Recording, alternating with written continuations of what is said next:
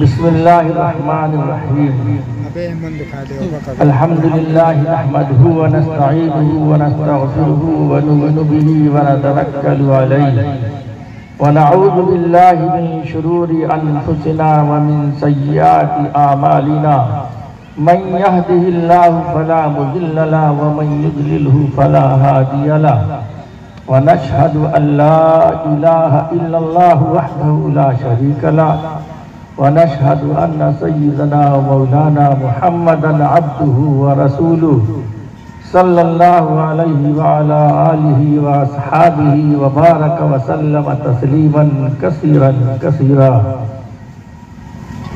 اما بعد فاعوذ بالله من الشيطان الرجيم بسم الله الرحمن الرحيم وما ارسلنا من رسول الا ليطاع باذن الله وعن ابي هريره رضي الله تعالى عنه قال قال النبي صلى الله عليه وسلم كل امتي يدخلون الجنه الا من ابى قيل ومن ابى قال من اطاعني دخل الجنه ومن عصاني فقد ابى او کما قال صلی اللہ علیہ وسلم۔ تعمیل دین اصل میں حب رسول ہے، تعمیل دین اصل میں حب رسول ہے، گر یہ نہیں ہے دعوی الفت فضول ہے۔ میرے محترم بزرگوں اور بھائیوں اور اسٹیج پر بیٹھے ہوئے علماء کرام، حدیث شریف میں آتا ہے، آپ صلی اللہ علیہ وسلم فرماتے ہیں من لم یشکر الناس لم یشکر اللہ، کہ ترمذی شریف کی حدیث ہے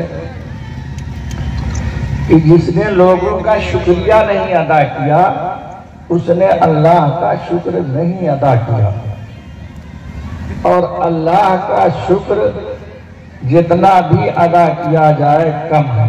اللہ کے احسانات، اللہ کی نوازشات بندے کے اوپر جتنی ہے بے انتہا بے پایا،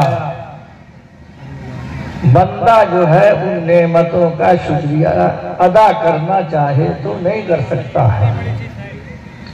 تو حضرت نبی کریم صلی اللہ علیہ وسلم فرماتے ہیں کہ جو لوگوں کا شکریہ نہیں ادا کرے گا وہ اللہ کا شکر نہیں ادا کرے گا۔ اس لیے میری ذمہ داری بنتی ہے کہ میں سب سے پہلے اس ذات گرامی کا شکر گزار ہوں جو دور دراز سے سفر کر کے ہمارے اور آپ کے درمیان تشریف لائے ہیں۔ میری مراد اور جن کے لیے یہ محفل سجائی گئی ہے، میری مراد اس سے مناظر اسلام حضرت مولانا محمد عرفان صاحب جو بے باک مقرر اور خطیب ہے اور فرق باطلہ کی دھجیاں اڑانے والے ہیں، سب سے پہلے میں ان کا شکریہ ادا کرتا ہوں۔ اس کے بعد دوسرے نمبر پر شکر گزار ہوں ان لوگوں کا جن لوگوں نے اس جلسے کو منعقد کیا ہے۔ جلسے کے منعقد کرنے میں جن لوگوں نے جس طرح کا تعاون دیا ہے، دامیں درمیں قدمیں سخنیں، ہر طرح سے میں ان سب کا شکر گزار ہوں، سارے جلسے کے منعقد کرنے والوں کا۔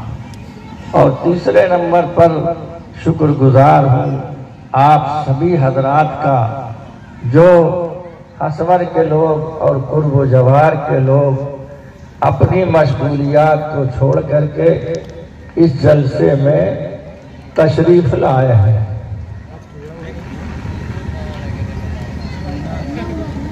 میں نے قرآن مجید کی ایک قرآن مجید کا ایک تھوڑا سا چھوٹا سا ٹکڑا پڑا ہے، وما ارسلنا من رسول الا لیطاع باذن اللہ۔ آپ دیکھ رہے ہیں جلسے کا عنوان ہے جلسہ سیرت النبی۔ اگر میں یہ کہوں تو غلط نہیں ہوگا کہ یہ جلسہ سیرت صحابہ کا بھی جلسہ ہے اور سیرت نبی کا بھی جلسہ ہے۔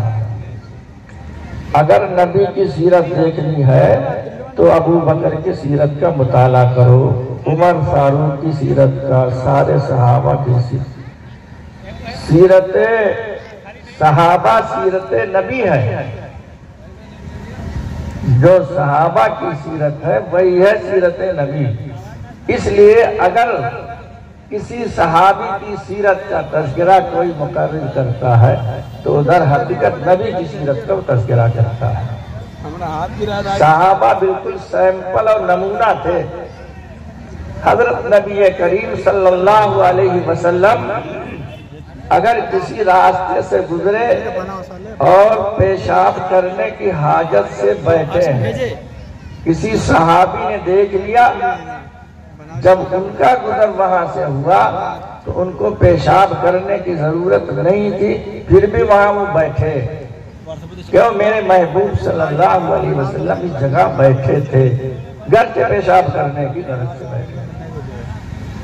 صحابہ جو تھے وہ نبی کی پوری اطاعت کرنے والے بھی تھے اور نبی کی تابعداری اور اتباع کرنے والے بھی تھے۔ اطاعت جو ہے اللہ کی، ہمارے اوپر اللہ کی اطاعت اور رسول اللہ کی اطاعت ضروری ہے، اور نبی صلی اللہ علیہ وسلم کی اطاعت کے ساتھ ساتھ آپ کی اتباع، پیروی، ان کے نقش قدم پر چلنا، یہ بھی ہمارے اوپر لازم اور ضروری ہے۔ اطاعت اور اتباع میں فرق ہے۔ اتباع اللہ کا نہیں ہو سکتا، اتباع تو اس کا ہوگا جس کے قدم ہوگا اللہ جس میں سے پاک ہے۔ اللہ کی صرف اطاعت ہوگی اور رسول اللہ صلی اللہ علیہ وسلم کی اطاعت بھی ہے اور اتباع بھی ہے، یہ دونوں ضروری ہے۔ اللہ کی صرف اطاعت ہے۔ اللہ تبارک و تعالیٰ فرماتے ہیں کہ جتنے بھی رسول ہم نے بھیجے ہیں صرف اس لیے بھیجے ہیں کہ ان کی بات مانی جائے، ان کی اطاعت کی جائے۔ حضرت آدم علیہ السلام سے لے کر کے سب سے آخری نبی جناب محمد رسول اللہ صلی اللہ علیہ وسلم تک جتنے بھی رسول اور نبی بھیجے گئے ہیں، سب کا مقصد بعثت صرف اطاعت۔ رسول جس قوم کے لیے اور جس جگہ کے لیے بھیجا گیا ہے وہ صرف اسی لیے بھیجا گیا ہے کہ اس کی بات مانی جائے، اور صحابہ نے نبی کی بات کو مان کر کے دکھایا بھی نہیں۔ چاہے جس کا مطالعہ چاہے جس صحابی کا مطالعہ کر لو، دیکھو ان کی زندگی میں صرف اطاعت تھی۔ نبی کی اطاعت سے، نبی پر ایمان لے آئے تو نبی کی اطاعت سے کبھی ہٹے نہیں۔ حضرت اسامہ رضی اللہ تعالیٰ عنہ دوسرے صحابی کا واقعہ ذکر کرتا، حضرت وحشی کا نام سنا ہوگا، جنہوں نے حضور صلی اللہ علیہ وسلم کے پیارے چچا حضرت حمزہ رضی اللہ تعالیٰ عنہ کو شہید کیا تھا۔ جب وہ ایمان لائے تو اسلام تو الاسلام یعدم ما کان قبلہ، اسلام تو پچھلی چیزوں کو دھو دیتا ہے، ختم کر دیتا ہے، کتنے بھی گناہ ہو۔ بہرحال ایمان لے آئے، آپ نے فرمایا میرے سامنے نہ پڑھو، کیوں؟ چچا کی یاد تازہ ہو جاتی ہے۔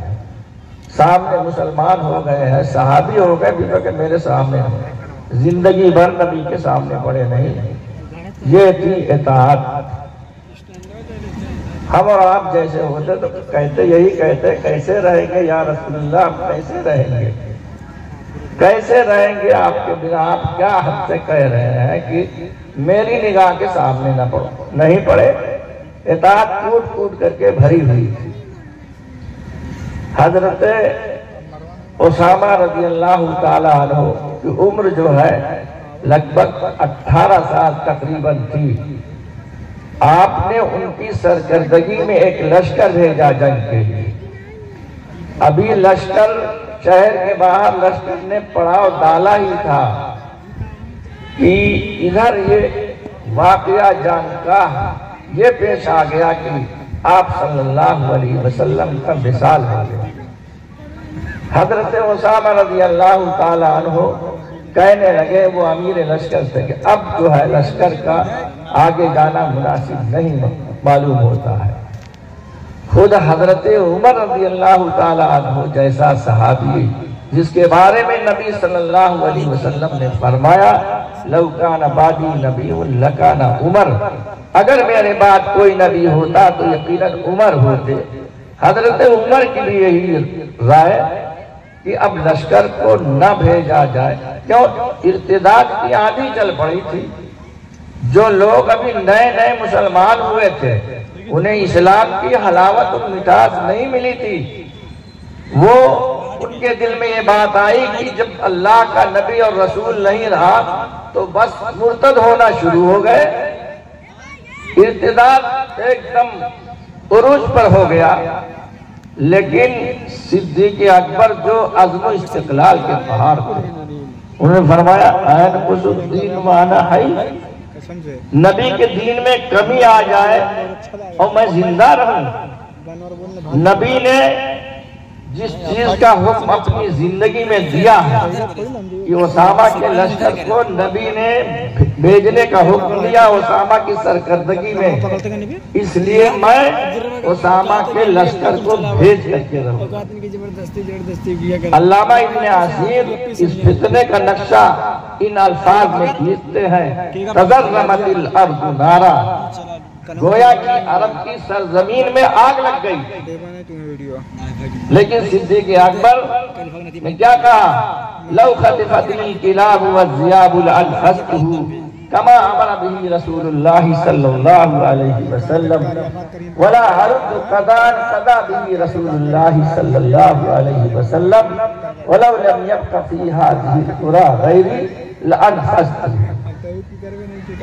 اگر مجھے کتے اور بھیڑیے بھی اٹھا لے جائے تو میں اسامہ کے لشکر کو بھیج کر کے رہوں گا، اور جو فیصلہ رسول اللہ صلی اللہ علیہ وسلم نے کر دیا ہے میں اسے رد نہیں کر سکتا، نافذ کر کے رہوں گا۔ چنانچہ صدیق اکبر اپنے اس پلان کے اندر اس اسکیم میں کامیاب ہوئے، فتنہ دب گیا۔ تو کہنے کا مطلب یہ ہے کہ کسی بھی صحابی کو آپ دیکھ لیجئے وہ پورا نبی کا نمونہ ہے۔ تو میں کہہ رہا ہوں کہ سیرت النبی کا جلسہ ہے، اگر کہا جائے کہ سیرت صحابہ سیرت نبی ہے تو غلط نہیں ہوگا۔ تو یہ سیرت النبی کا بھی جلسہ ہے، سیرت صحابہ کا بھی جلسہ ہے، اگرچہ عنوان میں صرف سیرت النبی دیا گیا ہے۔ تو حدیث میں نے جو پڑھی حضرت ابو ہریرہ رضی اللہ تعالیٰ عنہ سے روایت ہے کہ نبی صلی اللہ علیہ وسلم فرماتے ہیں میری ساری امت جنت میں جائے گی سوائے انکار کرنے والے کے۔ ساری امت جنت میں جائے گی سوائے انکار کرنے والے کے۔ صحابہ نے پوچھا اے اللہ کے رسول وہ کون ہے انکار کرنے والے؟ انکار کرنے والے کون ہیں جو نہیں جائیں گے جنت میں؟ آپ نے فرمایا من اطاعنی دخل الجنہ ومن عصانی فقد ابا، جو میری اطاعت کرے گا میرا کہا مانے گا وہ جائے گا جنت میں، اور جو میری نافرمانی کرے گا وہی ہے انکار کرنے والا۔ تو اس لیے میرے بھائی نبی کے صحیح معنی میں سچے اور عاشق اور دیوانہ بننے کی سب سے پکی اور سب سے صحیح علامت کہ جتنی نبی آپ کی زندگی میں اطاعت اور اتباع ہوگی، یہ اس بات کی علامت ہے کہ آپ کو نبی سے محبت ہے، ورنہ نعرہ لگانے سے کچھ نہیں ہوتا ہے، کچھ نہیں، شور ہنگامہ کرنے سے کچھ نہیں ہوتا ہے۔ آپ نے دیکھا ہوگا کہ چمن میں بلبل جو ہے، چمن میں بلبل اڑتا ہے اور اس ڈالی پر اس ڈالی پر کودتا ہے، بولتا ہے، لیکن مکار عاشق ہے، وہ ایک پر بھی قربان کرنے کے لیے تیار نہیں ہے۔ تو وہ بلبل تو نعرہ خوب لگاتا ہے، لیکن کسی پھول پر ایک پر بھی تیار نہیں ہے قربان کرنے کے۔ اب پروانہ دیکھو، پروانہ شمع کا سچا عاشق ہوتا ہے، وہ جاتا ہے اپنی جان قربان کر دیتا ہے، پر تو چھوڑو پوری جان قربان کر دیتا ہے۔ تو عاشق تو نبی کا سچا اس وقت انسان بنے گا جب اس کی زندگی میں اطاعت ہوگی، نبی کی بات کو ماننے والا۔ ہر چیز نقلی اور اصلی ہوتی ہے۔ آج کی دنیا ہی ہے، اوریجنل ہے کہ ڈپلیکیٹ ہے، اوریجنل ہے کہ ڈپلیکیٹ ہے۔ آپ نے سنا ہوگا لیلا مجنون کا نام۔ لیلا کے زمانے میں ایک مجنون نہیں، سینکڑوں مجنون رہتے تھے، سینکڑوں مجنون، اور سب کا وہی نعرہ، سب کا وہی نعرہ کیا؟ ہائے لیلا، ہائے لیلا، سب وہی نعرہ لگاتے تھے۔